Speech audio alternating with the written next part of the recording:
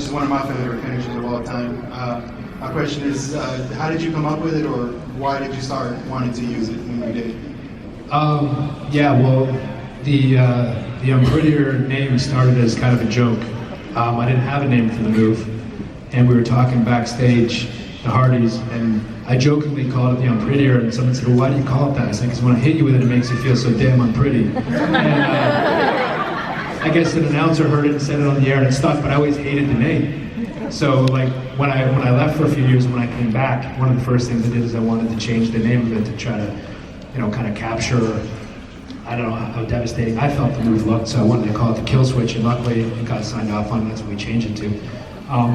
But actually I came up with that finish. I used to study a lot of tapes from like different promotions and stuff, and I was watching a lot of Japanese tapes at the time when I was coming up training. And there was a guy named Tommy Rogers that had a move called the Tamikaze. And he basically, when he spun his opponent in the move, I couldn't figure out how he spun the guy around. I was like, how do you do that? And it just looked super cool to me. So it was back with the VCRs, right? So I had to push pause and then like play, pause, frame by frame, try to figure it out. And I saw when he put his head in the kind of the shoulder blades, grabbed his arms and then spun him around, that he had kind of in a prone position like a DDT, but not hooked like in a front face lock. You drop the weight of your body down. But when he did his, he took 2 or 3 steps and kind of ran and jumped in the air.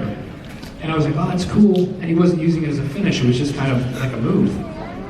And when I watched it a few times, in my head I was like, if he didn't run and take those steps and jump, if he just dropped his weight and like impaled the guy, it would look super devastating. That could be a finish. And for me, not the biggest guy in the world, I wanted to be able to have a finish that I could do to anybody on the card. I don't just necessarily pick somebody up. And then you're wrestling a guy like Mark Henry, like, no way you're picking that dude up. So I mean, it's like, I could on a good day, but I don't want to show off.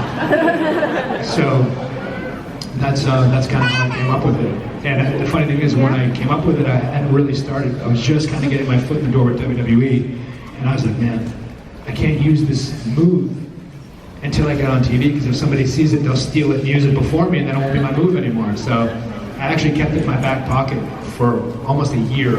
Never used it anywhere. No, I didn't use it on a show, nothing, until it was my second match on TV. I used it, and I remember the reaction from the crowd, and I was like, okay, yeah, I got something here. So it's pretty cool. Cool. Thank you. Yeah. All right.